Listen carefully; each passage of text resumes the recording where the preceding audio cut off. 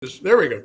Our theme for April is creativity, and our contemplative meditation will be done by Claudia, with, of course, Jackson doing the music. Claudia will read something to inspire us. There will be some silence, and Jackson will play the music.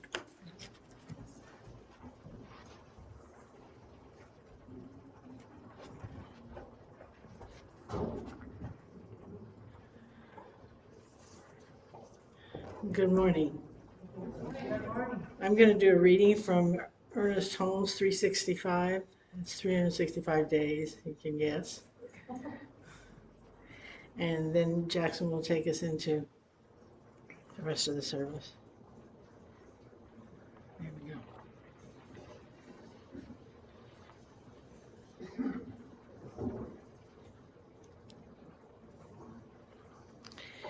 It doesn't matter what we call it, so long as we remember that there is a secret place of the Most High within us, and that we may consciously enter it by merely knowing that we are already there. Anything that helps you enter here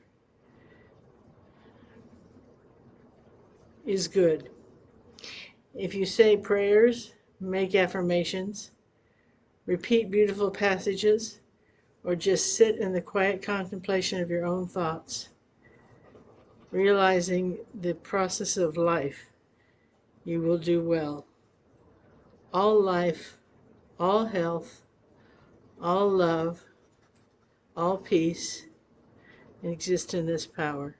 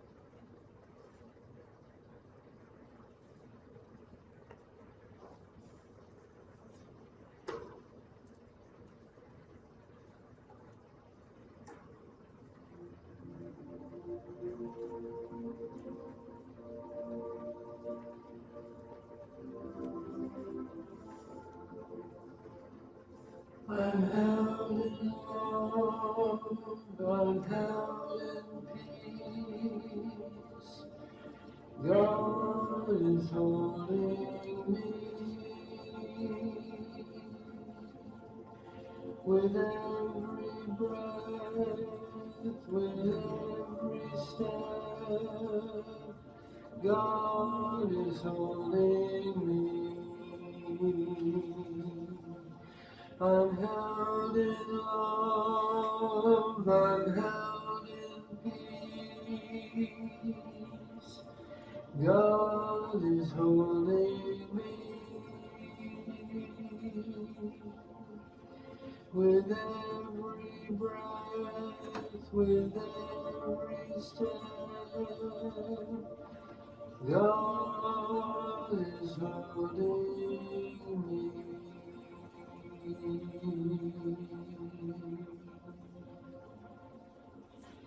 I recognize the wholeness of the universe, all love, all power, all health, all life. And I know that each of us has taken a step in those beliefs to get here today and share our time together, share our beliefs, share our love with one another, share our hopes and plans.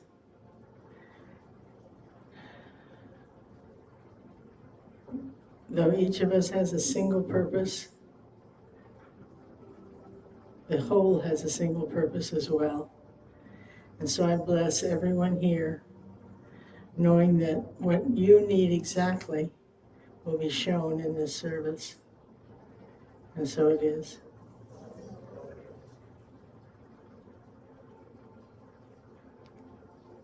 I'm held in love, I'm held in peace. God is holding me with every breath, with every step. God is holding me.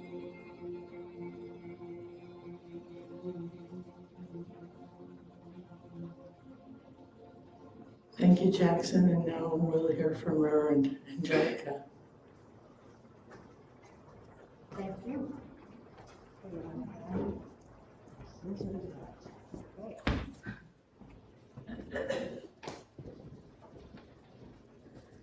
Well, good morning again.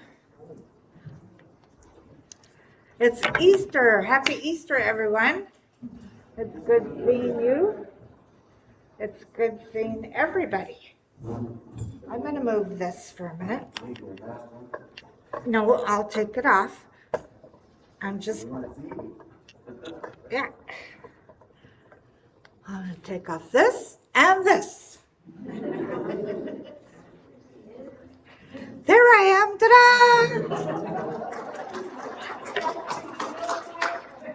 What? Yeah, that's the reveal part, right? So, and as you can see, today's talk is Reveal, Release, and Rise. You know, I thought about today and what I was going to talk about quite a few times over the week because I've done the whole metaphysical Easter story for almost 40 years. And I decided, well, that's not really what I want to do. And this happens to be the title that was given to us through the Global Vision Committee. So lots of centers around Science Mind World are using this title and perhaps talking about the Easter story. And so we're going to talk about it a little bit. But this is what we're going to talk about. We're going to talk about revealing the truth, releasing the blocks, rising up and blessing the world, and doing it over and over and over again. Not letting go at all. So let's look at this idea of revealing. Now, ta-da, Superman. So, and you know, that picture worked for me when I was looking for pictures about reveal because, as Dr. Holmes says, we all have the ability to transcend previous experiences and rise triumphant over them. Oh, I didn't even spell Dr. Holmes' name right. But we shall never triumph over them while we persist in going through the old mental reactions. So there's two things I think we have to reveal. The one that goes along with this picture is revealing our true spiritual nature and revealing it to ourselves first and foremost, and then being brave enough to reveal it to the world, to our families and friends and all of that. And the other thing we have to reveal is what are we still dragging with us from the past into the present? We spend so much time thinking about what we shouldn't have done or what we should have done or what they did to us or what we did to them. You know, there's most of our thinking, I believe, is about the things that we didn't appreciate about our life. So perhaps we need to really reveal the root of all of that thinking, the disappointment and the angers, etc., the frustrations. Find that root and reveal that to ourselves so we can let it go. So we can finally let it go. I'm remembering an Easter morning service in Hawaii. Oh, you know, and this was years and years ago. And Tag, my husband, and I had gone to Sears, and we got this cardboard refrigerator box. You know, it's real tall, real big. And I cut it so that it looked like a big stone and painted it so it looked like a big stone. And then put boards on the back of it so it would stand up. And we had that on our stage on Easter morning. And it was about rolling away the stone from our hearts. And so I had invited everybody, when my talk was finished, we started singing the Hallelujah chorus, and I invited those that wanted to come up and to stand behind that stone so they couldn't see the audience, or the audience couldn't see them, and to let go of that stone, whatever it might be, and then to come out and go, ta-da! And it was so much fun to listen to all of us sing this song and to feel the release that these people were going through as we did this little ritual. So we all have the ability to transcend previous experiences and triumph over them. But we won't if we don't let go. And then when we do let go, when we reveal what the core wound is and we finally let it go, then we can reveal to ourselves and to the world our true spiritual nature. So the second one is release. So our wounding, Jean Houston said this, our wounding tells us, wait, I have to move this picture here so I can actually read what it says.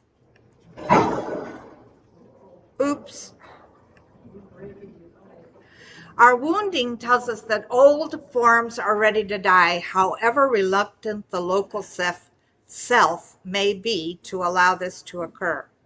The wounding becomes sacred when we're willing to release our old stories and to become vehicles through which a new story may emerge into time.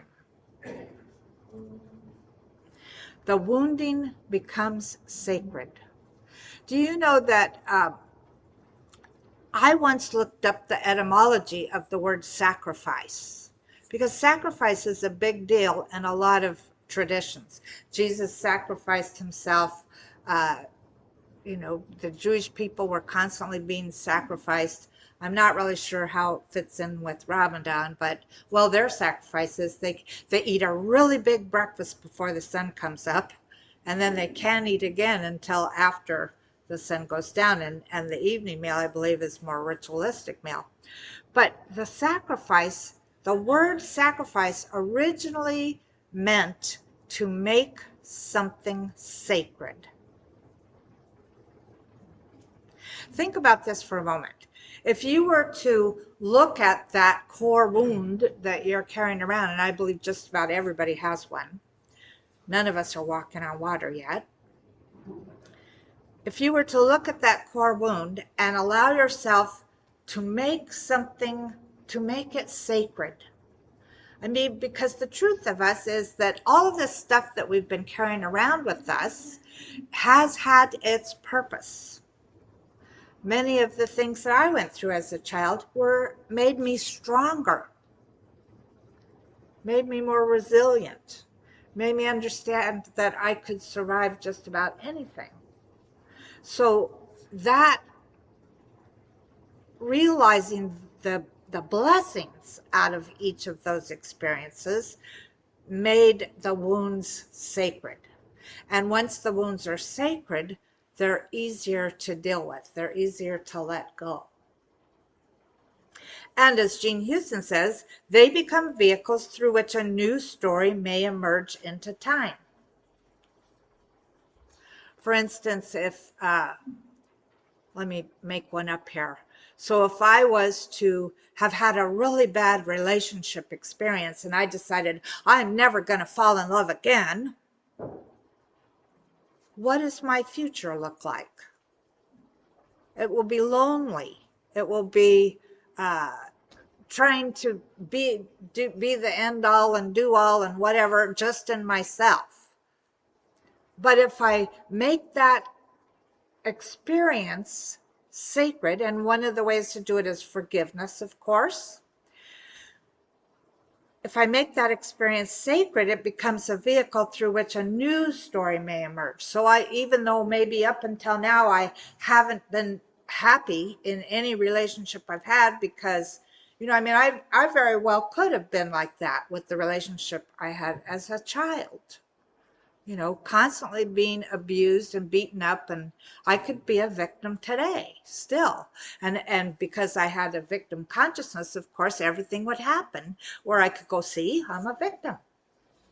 They're victimizing me.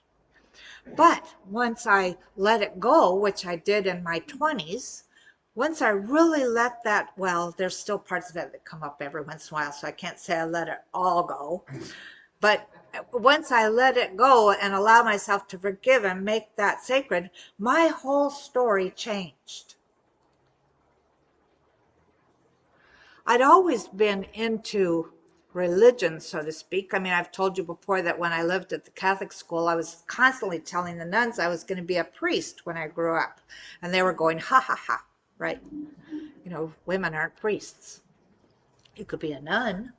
Well, I didn't want to go around dressed all in black with my face half covered, and I went to a Catholic school where they wore the old habits, right? I don't even know why I went to that story. My life started changing when I let go, and I found spirituality. First, I'll tell you, I found it through Wiccan, through paganism. And that was lots of fun. It had a lot of the rituals, which I loved in Catholicism, but, they were more earth-centered. And then my cleaning lady one day told me, you need to watch this lady minister on TV. And at that time, I'm like, ministers, right? And I didn't want to have anything to do with that at all. And I asked her, why? Why did she think that? She said, because you talk like her. Because I've always been somebody that listens and has suggestions, etc. So one Sunday morning, I got up and I made my coffee, and I decided I was going to watch a movie on TV, and I pushed the button on the TV. That's how long ago it was. There weren't any remotes. And there was this woman all dressed in white, talking, and everything that she said made so much sense. And then I realized that was Terry Cole Whitaker, the lady that my cleaning lady had told me I should listen to. And I listened to her for a while, and then she was down in San Diego, but she came up to Los Angeles, and so I went to see her. And I just knew that this was something that fit me. And my whole life, my new story emerged into time. And since then, that little victim girl has had lunch with the Dalai Lama, has been to India and Egypt and Peru and many places to see the holy spots around the world. I've published a book and probably will soon publish another one. I mean, all the things that little girl had no idea would ever happen. But when we really get into this idea of releasing and allowing those wounds to become sacred, our life changes. Suddenly we think a different way, and a new story emerges. I know that probably, like me, many of you have done this as well, because what I know is that we do it quite a few times during our life, where something happens and our thinking shifts, and we create a new story. So the third aspect of this is the rising up part of us. And Plotinus, who is an Roman-born Egyptian philosopher, says, I am trying to make what is most divine in me rise up to what is divine in the universe. I think that's what we think we're doing in the science of mind, that we're trying to make the divine in us, the spirit in us, rise up to what is divine in the universe. And I'm going to tell you something. It already is. There is no little me and big me, or the self and the higher self. It's all the higher self. We just don't know it, or we don't believe it. We might hear it every Sunday morning, that there's only one. There's only one life. That life is God's life. That life is perfect. And that life is the life that we're living right now. We might hear that and hear that and hear that, but we still think, well, I have to ask God for this. We still think that God is separate from us, and it isn't. It is the life force that is in every cell and atom of your body. Now, in our book group, we read a book by Pierre Pradervand called The Gentle Art of Blessing, and I love this quote. There are no neutral thoughts. Every single thought is charged with a quality of energy. And when charged with love, every thought can contribute to the healing of the planet and the transformation of the world. We already have everything that we need within us to facilitate the healing of our planet and the transformation of our world.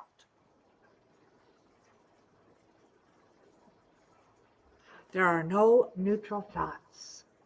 So all of you that are wearing the yellow and blue for Ukraine, thank you for doing that.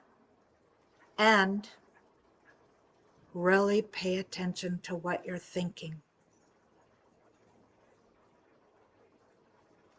My new thought about this whole situation is God is there. It cannot be absent because it's absolutely everywhere. And do I know why these horrific things are happening? No. The one thing I can think of is that we're still in kindergarten as humanity. We haven't figured out yet that we don't have to be bullies, that we don't have to live in a place where, my stuff is better than your stuff kind of thing. We can live in compassion and kindness. A few years ago when the Dalai Lama said, "My religion is kindness," that resonated so much in my heart, because that's what I want our religion to be, is kindness. So we have to remember that there's no neutral thoughts, and we allow ourselves to rise up with our thoughts. Not physically rising up, though that's a good thing to do at times, I've discovered, being on the computer so much. It's good to stand up. But to remember that every single thought I have has a quality of energy to it, and I'm the one giving it the meaning. I'm the one that's giving it the energy. And so what do I want to do? I want to infuse every single thought with compassion, with kindness. I want to rise up and know that when charged with love, every thought can contribute to the healing of the planet and transformation of the world. So we've all been studying the science of mind for quite a while, most of you, and what I know is that we've learned how to manifest parking spaces and abundance in our lives and all the stuff. And I think now is our time to use our teaching to not necessarily heal the planet, because even my thinking that it needs healing makes it need healing, but to contribute to this whole idea of everything ascending and rising up. I love this picture. It says, if you fell down yesterday, stand up today. In other words, as we're moving through our lives, revealing what needs to be healed, releasing those things that we no longer want to pay attention to, and rising up in our thoughts, etc., in our consciousness, we're going to stumble. So if we fell down yesterday, don't put it in the suitcase to drag along with you into your future. Just let it go right then. And I picked this picture with a child on it. There was lots of this quote, but I like this picture with this child on it because if you really look at little children, they might be playing in the sandbox, somebody takes somebody else's toy, they might get mad at each other, but 2 minutes later, they're happy with each other. They don't hold grudges. They don't put it away to think about it later. It's like an immediate experience and it's over. And that's what I want us to do as well. So again, reveal, release, rise up over and over and over again. I know we're on a spiritual path experiencing what it is to be human. And so let's let ourselves really reveal the truth about ourselves. Here's an affirmation that Scott wrote. So let's say this together. Accessing the creative spirit that is me, I am excited by all the unlimited possibilities that exist as me, waiting to be manifested. As I envision them, I create them, and I am so thankful. So let's go into prayer.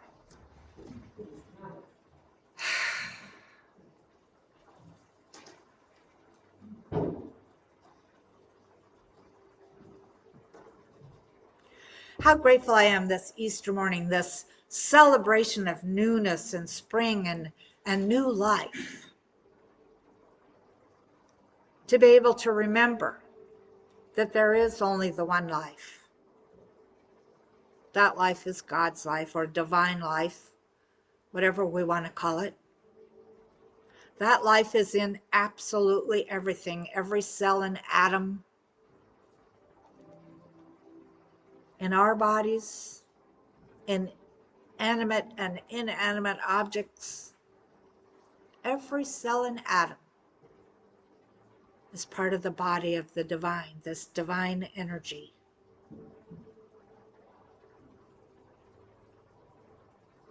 And how wonderful it is to be able to remember the truth of our being, that we are individualized expressions of this one energy,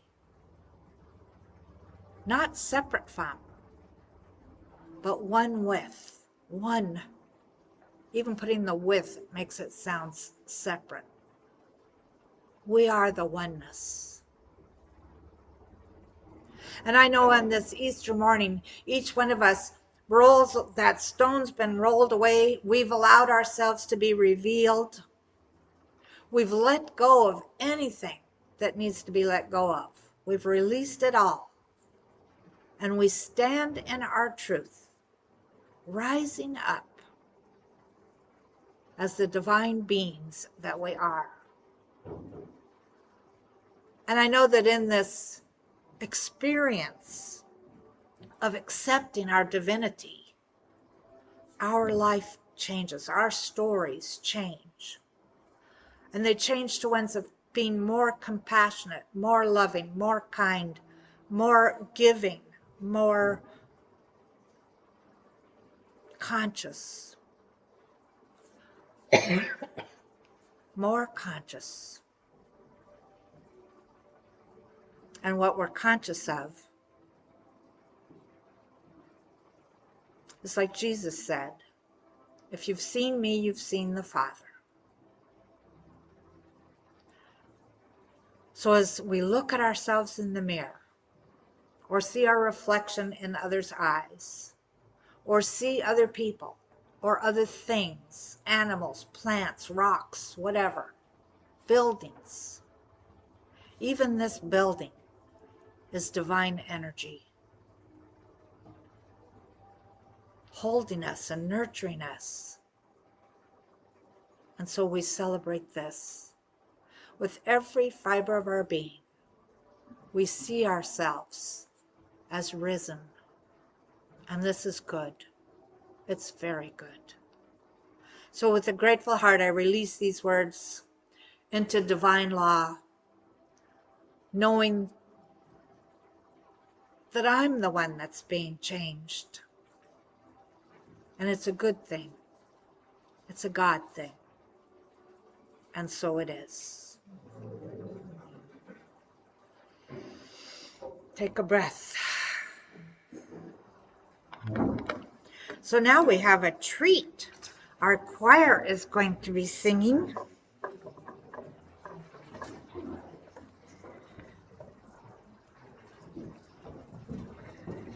So let's welcome the choir up.